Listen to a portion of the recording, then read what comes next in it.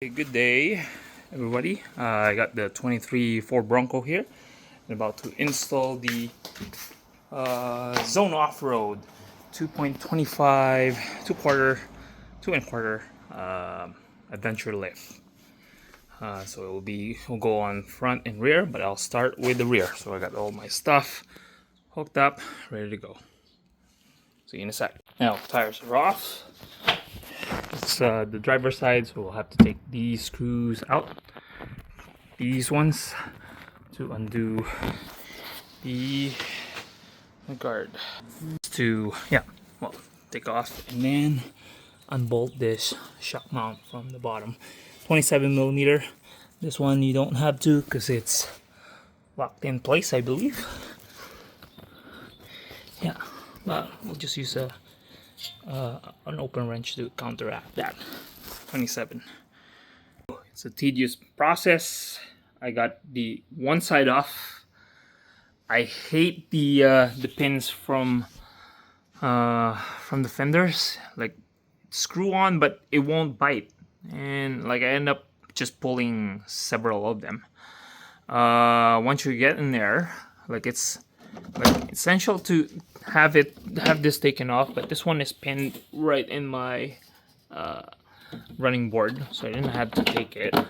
And then, like, to gain access to the top hat behind, like I used long open wrenches. Socket is just like it's just stubborn to get an access to. Like, videos on YouTube made it look so simple, but some tedious process for sure. Yeah. And then, like, this one's pressurized to take out the lower shock bolt right there. Oh man.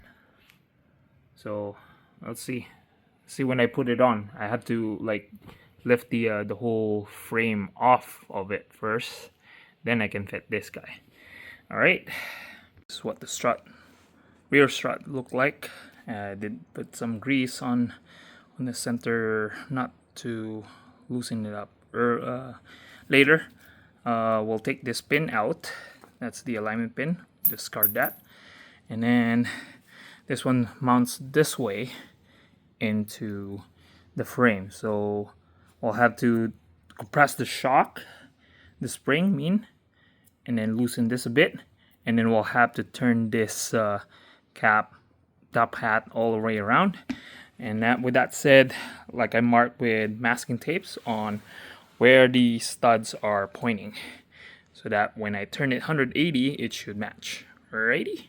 Because we are gonna put this top hat on.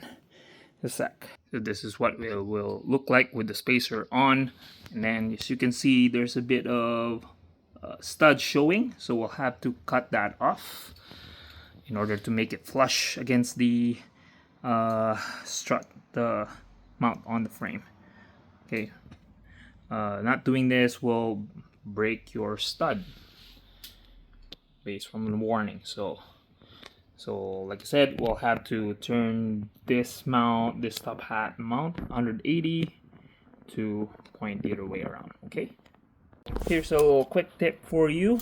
Use the strut bolt, the nut, and then measure like an inch from the mounting surface. Yeah. Screw that nut in to an inch, and then I use that as a guide for my cutting. So I did that along with that with this technique. So one more to go. The shock is compressed on each side. Bolts are cut off now, so we're putting in the 05115 onto the top hat. So like I did mark the original stud off to the placement. Like it says to rotate it to 180, but I went and fit this top hat all throughout. It just marks it. So I don't know why do I have to turn 180 if I can just turn a bit from that, and then marks onto the new stud mark. So that's what I'm going for. Anyways, this is flat, so you don't have to turn it 180, I think, but otherwise the instruction says so. I'll just put the bolts in, and then we'll mount this onto the frame. New 10mm bolts are in, along with the original studs, lines to the frame's alignment bolts. Yes, they put some thread lock on the original stud bolt, and then I'll place some on the new one as well. And put in a washer and the nut along with it. Brought this in, mounted in the axle, covered it up so that I could paint it with a bit of an accent, coloring it with copper along with the caliper. So see how it turns out. That's our finished product right there. Copper and a copper spring as well. So I'm gonna take this off later. But moving on to the passenger side, and we're about to cut the struts and then rotate the top cap in order to align those original stud placements. Okay, all right, making progress. It's about 7:38. I started at around, I don't know, 12:30. Yeah, taking my time. It's just tedious with taking the liners off. So same thing, like I didn't left the bolt from here and then that end, so I could just flop the liner down a bit to access the coil nuts. Alrighty, still on, working hard to finish the rear end. So just prepping it now. It was a PIA, pain in the ass to put in the big bolt for the shock mount on this one. Phew. Oh well. Finishing touches, putting the rock lights on as well once I start painting in, and that's it. Off to tomorrow. Okay, day 2 is here. We're tackling the front suspension. So I got both the supports lifted up, and one helps support the lower arm. Then we'll tackle onto this. We'll start undoing this. It says that you don't need an impact wrench to loosen that up, because that will break your boots. So we'll loosen that. Loosen the steering from that, and then the upper control arm, and we'll take all these bolts here, and I think we'll have to take out that steering arm as well for the column, and then we'll disassemble all of this so that it slacks down. So I'm doing this plate here and these plates here. All right, so let's go about that. You know, it was a complete surprise. This one is hard to come off, as well as the tie rod. I've spent like a good 2.5 hours just hammering it through. So heads up for everybody doing it in the garage. So like I got heavy mallet hammer, but I don't have the like a blow mallet or something. So there you go. Next stop. So an update. It's been a piece of shit to get the shock out of it. So it's all compressed. Now it's isolated. I'm gonna tear this off and then put on this bump spacers and the perch mount here. And I'll take a video once it's done. Then hopefully this one fits in back there. Alright, quick update for you guys. So I was able to break it off. Like the strut or the coil spring stay. Like I tried a rubber mallet. Won't work, so I did use the mallet, heavy mallet, to just go around and tap it, and then it comes looser. So putting the perch lift and the bump stop right after this. So this is the perch mount that comes with the kit.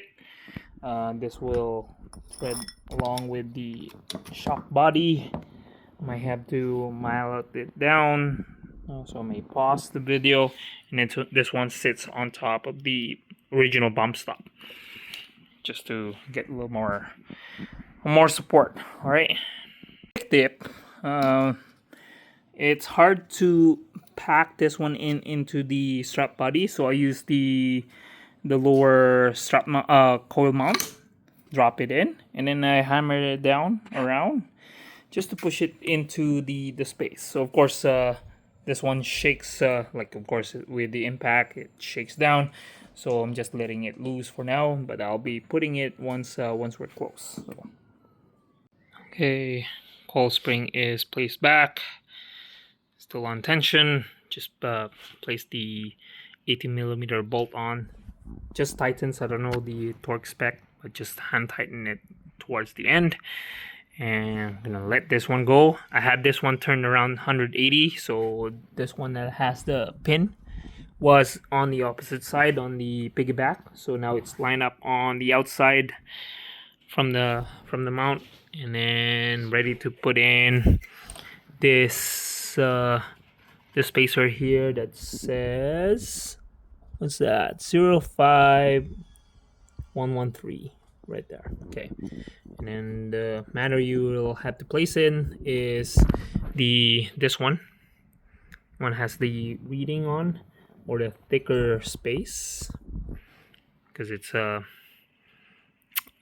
this cambered, so you have to place this one on the outside just like that, and then the inside goes towards the engine. Our thicker side goes on to the tire laterally. Okay, I'm done assembling the critical portion. So this reservoir points towards the engine.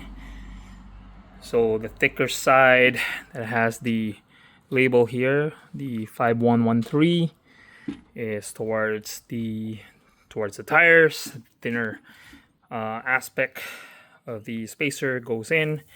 We've included the perch lift right here, perch collar, and this one's set to go. Yeah. Okay, strut is in place. Will be torqued at 35 foot-pounds. Now I'm tackling the steering column here.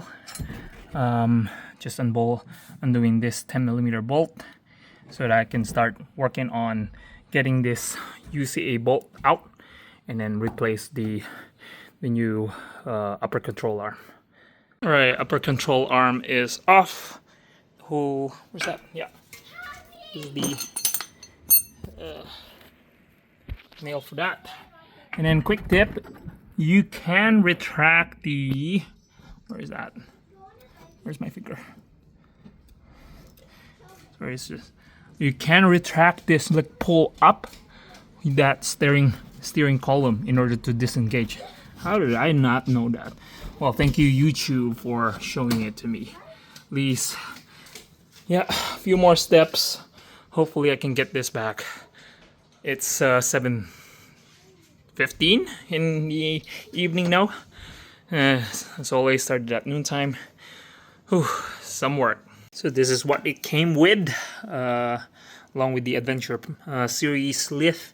So this one comes with a ball joint pressed already, so I don't have to take this apart, unlike the older YouTube videos. Comes with the nut as well. So that's what I'm gonna put in up there, and then hopefully it goes well together. Looking great now. So the bolts placed in. We just have to place these guys in. There's another pack for that, the upper control arm. So it says back kit, and you have like a little lube here to moisten the rubber O-ring. Goes around, I guess, and then gets tapped in inside this guy here. So that's what we're gonna do, and then torque it down to 160 for that upper control arm bolt. Ooh, so close, pre, so close. Konti na lang.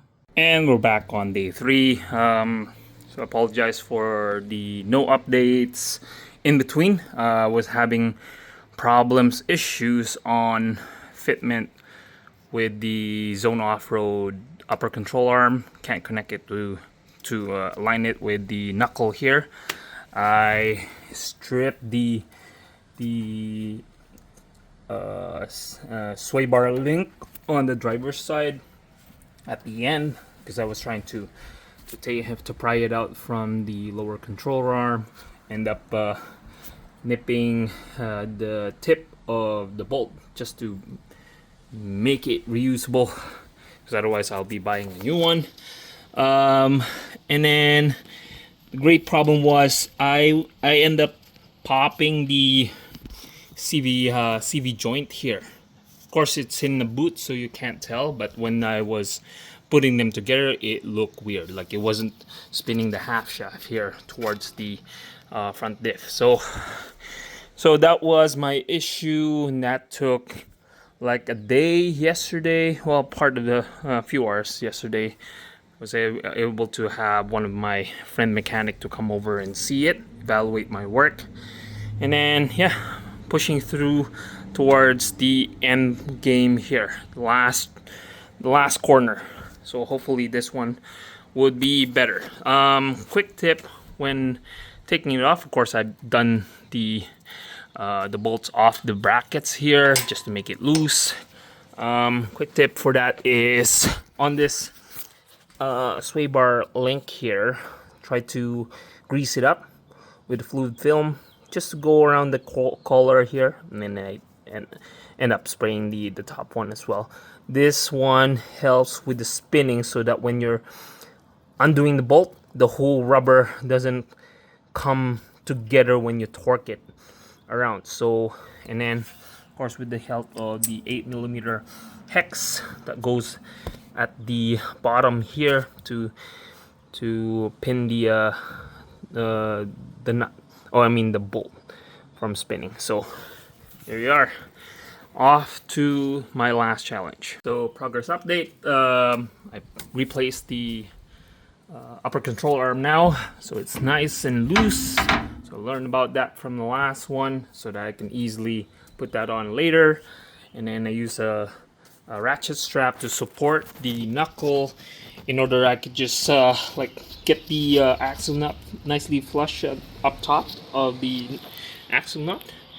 And then I was able to use a mallet to pop it right off a bit, so just to give me a bit of room in order to prep for the strut. So that's what I'm doing. I'm gonna loosen this. I'm gonna try and loosen this with ease, hopefully.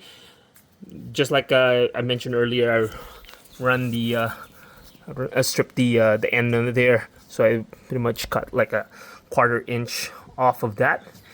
Issue was I wasn't able to put in my 8mm hex afterwards, but good thing it bolted out right. It didn't rotate while I was tightening it. So here the strut is about to come off, and then eventually I'll loosen the top. Okay. Whew, way better success this time on getting the strut out. Whew, so I was able to pop it out. Didn't pop the CV axle joint. Yeah, getting to compress this, cut the stud again, 13/16, put the perch collar, and then the spacer. Let's get it on. So same thing on the other side. I got the coil spring washed out. Let's take the pin off with the plier or any pliers that you have. Just do a one hand here, or maybe two, easier that way. Okay, so pin orientation is always with the reservoir. This is the proper orientation for this. Reservoir points into the engine. Pin was right there, and then you got your 3-prong here, and we'll have to do 180 spin on this after we decompress everything. So we'll do an 18 nut, I think, and then holds an 8mm hex. Okay, let's do that. You know, try and lubricate that bolt first. Here's what I did. Kind of reversed the shock mount onto the LCA so that I could use 2 hands to take it out. All right, garage hacks. One quick tip is to take off this label, because if you remember a while back from the other side, I didn't took it off, so that's why I was using the seat stay there to pound this one in. So this one slides better now, and I just have to use that to pound it in so that it seats right around the collar, and then the coil spring does the rest to compress it down. Okay, there you go. Garage tip again. This one is ready to be fitted on. Perch collar installed. The spacer installed for bump stop, and then your wide end, narrow end on this side. The 05115 or 3 label on this towards the tire. So yeah, tapered, thicker taper out towards the wheel. Okay, reservoir towards the frame, line it up as the same thing, turn that top hat to 180. So it's basically ready. So we're just gonna line it up and see. Okay, whole thing's placed back in, much smoother than the driver's side for sure. All right, so let's go down with torque specs. Torquing down from top hat to the spacer, that's 35. I used the factory nuts that came with it. Top hat studs here, the new ones from the spacers, they're 35 each. Okay, by the way, all are feet pound here. Foot pound, I mean. So yeah, 35 in the inside, 35 here, 46 for the knuckle, 46 for the steering rod. What else? 121 for the recommendation by Zone Offroad. I looked it up on Google. It says 210 for the regular, or for, yes, torque spec for the regular arm.